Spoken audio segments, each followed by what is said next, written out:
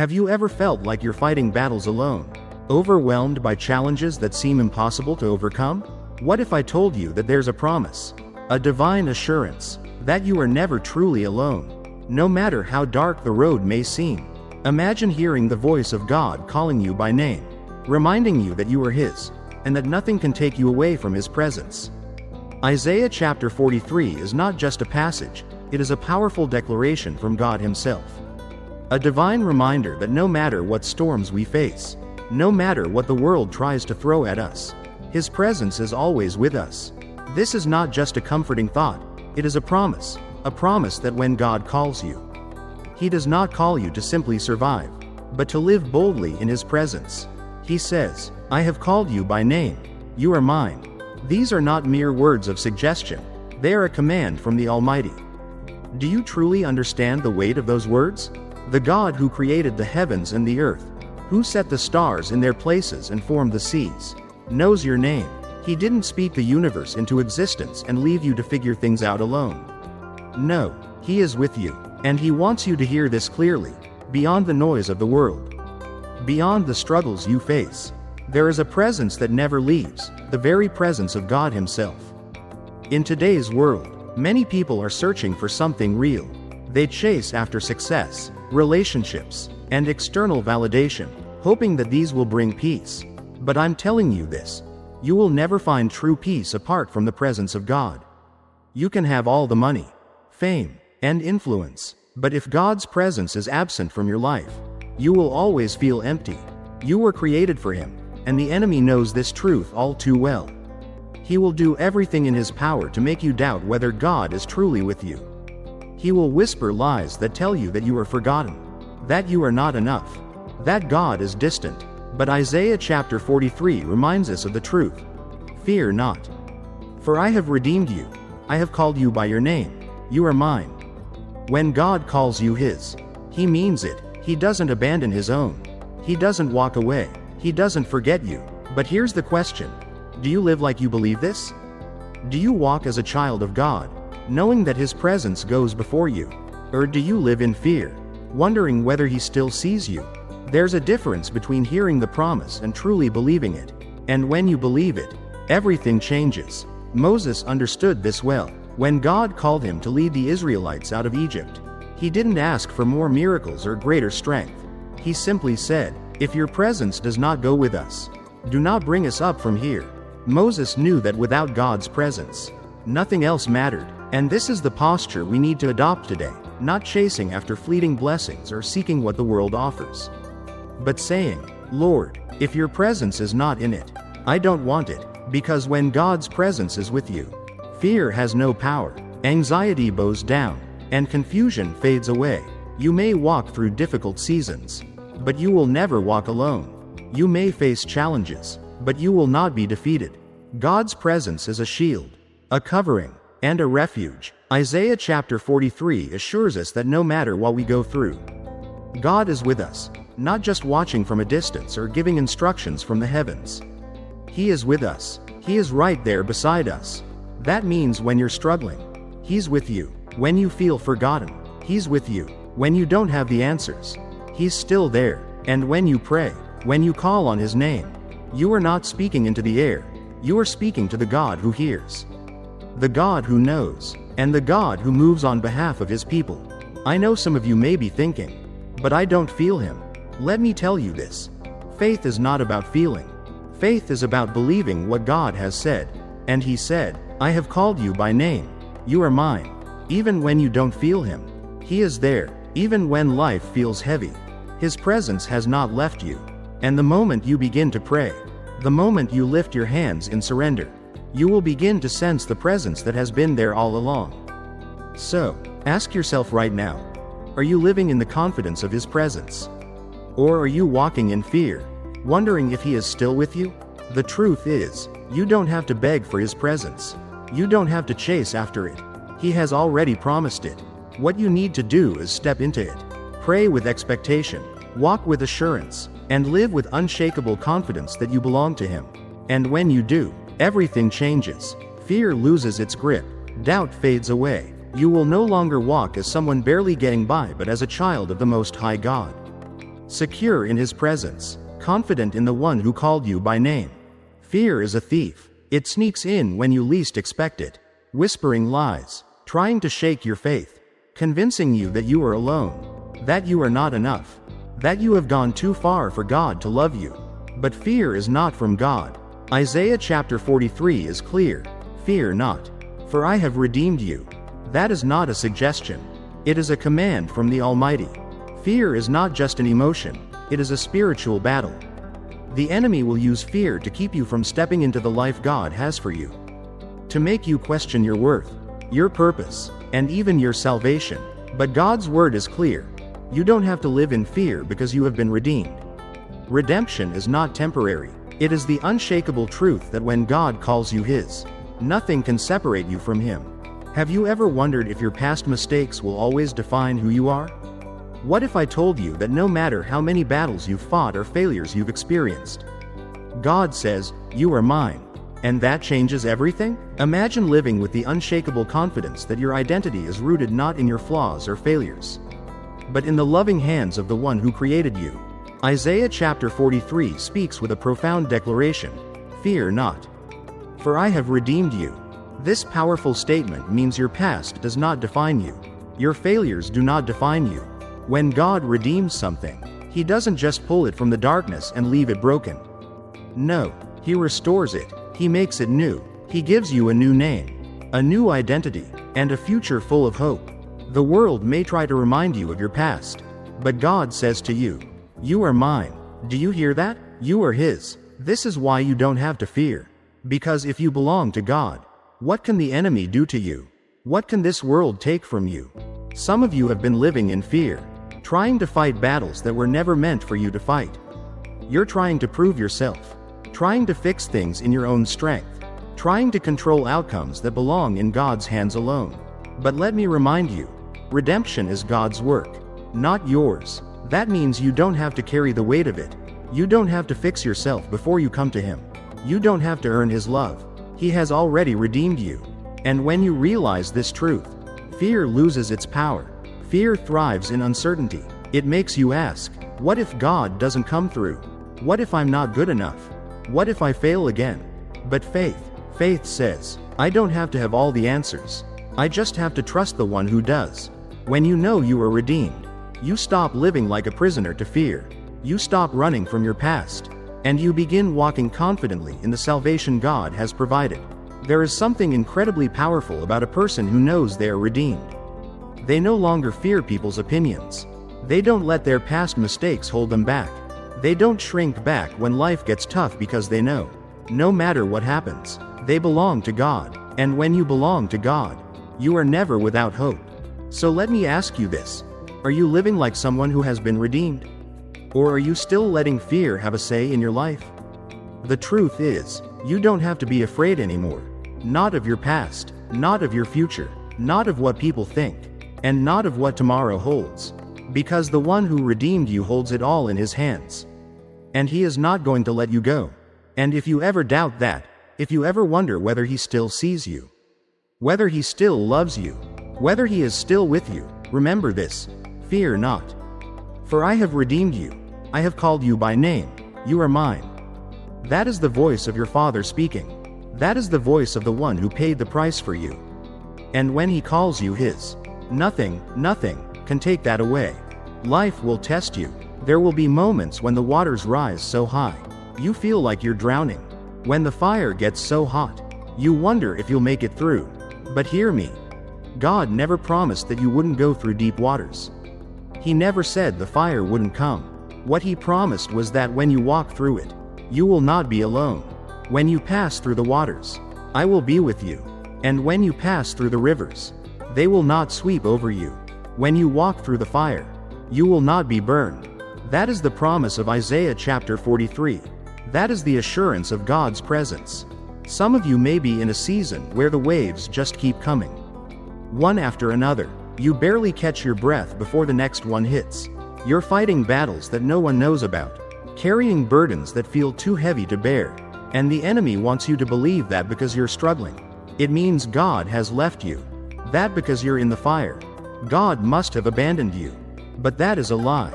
The presence of trials does not mean the absence of God. It means He is right there with you, holding you up, making a way where there seems to be no way. Think about Shadrach, Meshach, and Abednego. They were thrown into the fire not because they did something wrong, but because they refused to bow down to idols.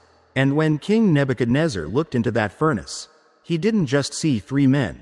He saw a 4th man, walking with them, untouched by the flames. God didn't pull them out before they went in. He didn't stop them from facing the fire, but He was with them in it. And because of that, they came out without even the smell of smoke on them. That is the kind of God you serve. He is not just the God of the mountaintops, He is the God of the valleys, the storms, and the fires. He doesn't just show up when everything is easy. He walks with you through the hardest moments of your life. When you feel overwhelmed, when you can't take another step, when you wonder how you're going to make it, He is there, and He is not just watching from a distance, He is holding you, guiding you, strengthening you. But here's the thing. You have to walk through it. You can't give up in the middle of the fire. You can't stop in the middle of the storm. The enemy wants you to quit. He wants you to believe this trial is the end of your story. But if you quit now, you'll never see the victory waiting on the other side. Because God never said the fire wouldn't come. He said it wouldn't consume you. He never said the waters wouldn't rise. He said they wouldn't sweep you away. That means you can keep walking. You can keep believing. Because the one who walks with you is greater than anything that stands against you. Some of you need to stop asking, "Why am I going through this?" and start asking, "God, what are you trying to show me in this?" Because sometimes the fire isn't there to destroy you, it's there to refine you. Sometimes the waters aren't there to drown you. They're there to teach you to trust Him in ways you never have before. And when you come out on the other side, you'll be stronger, wiser, and more rooted in His presence than ever before. Because the enemy thought the fire would take you out. He thought the waves would break you. He thought the storm would silence your faith. But what he didn't realize was that God was using it to make you unshakable. He was using it to show you that your faith is not in circumstances, but in the unchanging, unmovable presence of the living God. Have you ever felt like fear has a grip on your life, keeping you from moving forward, questioning your worth and your purpose?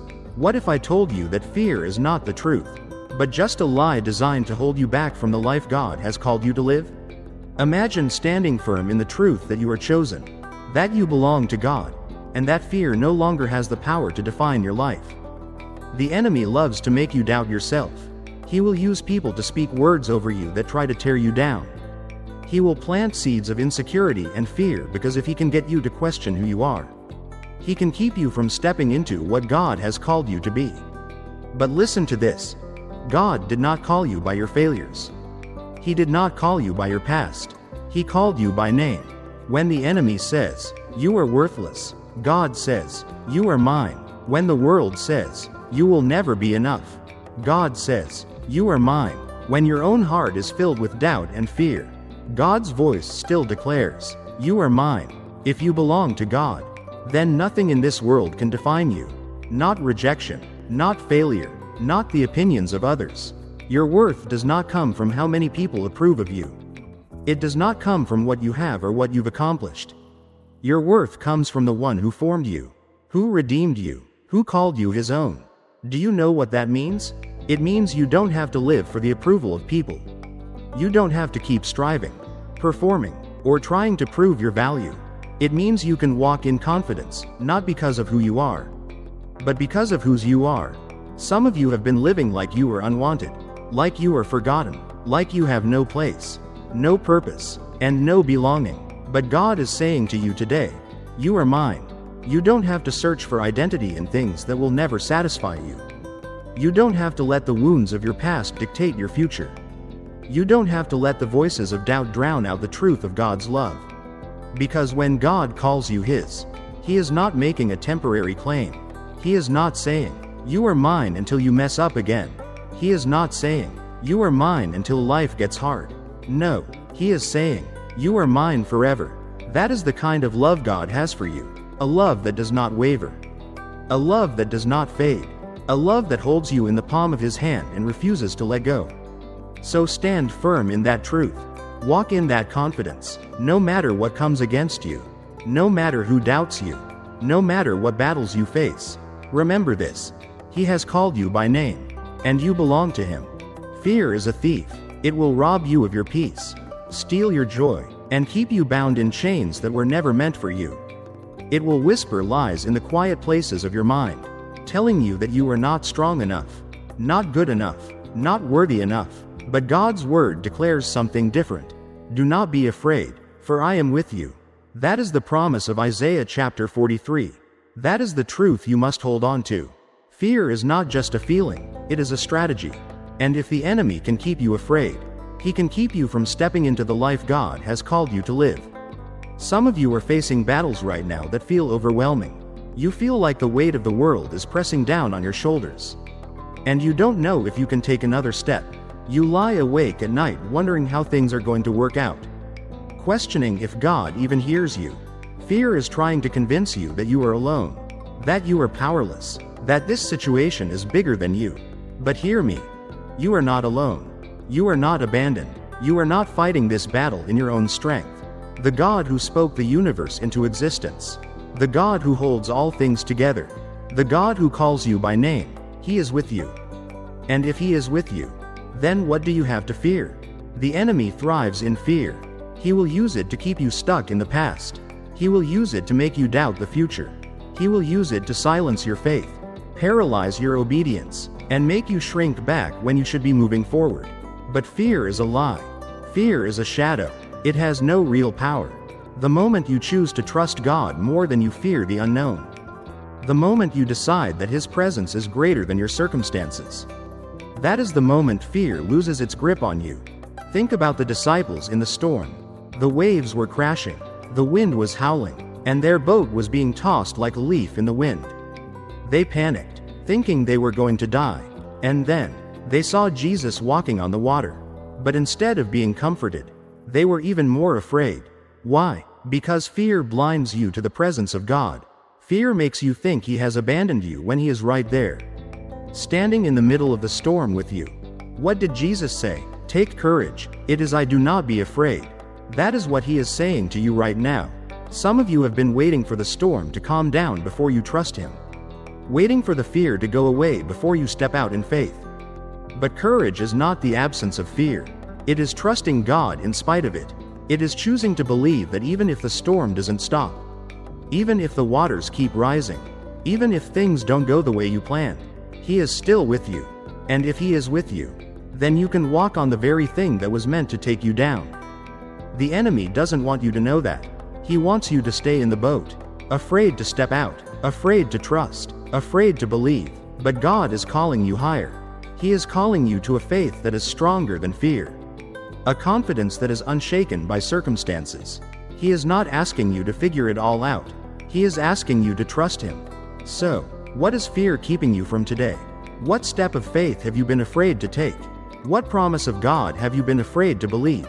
The moment you realize that fear has no place in the presence of God, the moment you choose to trust His voice over the voices of doubt and insecurity, that is the moment everything changes.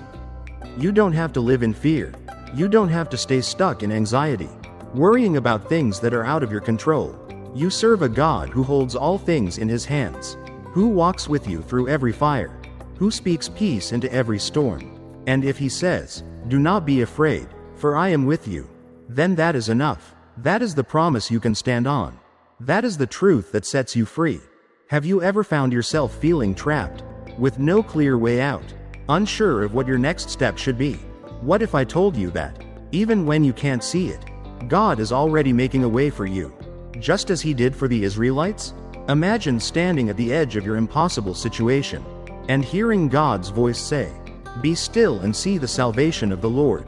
We serve a God who splits the Red Sea, who brings water from a rock, and who feeds His people with manna from heaven. He is not limited by what you see, nor is He bound by the conditions of this world. Just because you can't see a way out right now doesn't mean He isn't making one. Think about the Israelites. They stood at the edge of the Red Sea, with the Egyptian army closing in behind them. In their eyes, they were trapped. There was no way forward, no way to escape. But what did God say? "Be still and see the salvation of the Lord." And in that moment, He did what no one expected. He made a way through the very thing that seemed impossible. That same God is with you. The same God who parted the sea is making a way in your life. Even if you can't see it yet. But here's the thing. God's way is not always the way you expect. Sometimes, He parts the sea. Sometimes, He gives you the strength to walk through the storm. Sometimes, He removes the obstacle. And sometimes, He calls you to climb it. His ways are higher than ours. His thoughts are beyond our understanding. If you're in a season where the path ahead seems unclear, don't let doubt take over. Don't let fear dictate your next move. Just because you don't have all the answers doesn't mean God isn't working. The wilderness is where faith is refined. The desert is where trust is tested. When everything is stripped away, when you have no choice but to rely on Him, that is when you truly see His power. That is when you truly know His presence. When He says, "I am making a way," it means He is already ahead of you, preparing the road, clearing the obstacles, and making a path where there was none before. Some of you have been praying for a breakthrough, but it feels like the more you pray, the harder things get. But listen to me. Sometimes the struggle is proof that God is moving. Sometimes the resistance means you are on the verge of something greater. The enemy wouldn't be fighting you so hard if there wasn't something powerful on the other side of this season. Do not grow weary. Do not give up. The God who promised to make a way in the wilderness is not a man that He should lie. His timing is perfect. His plan is sure. And if He said He will do it, He will do it. Keep walking. Keep believing. Keep trusting. Because even in the driest places, even in the most impossible circumstances, He is making a way.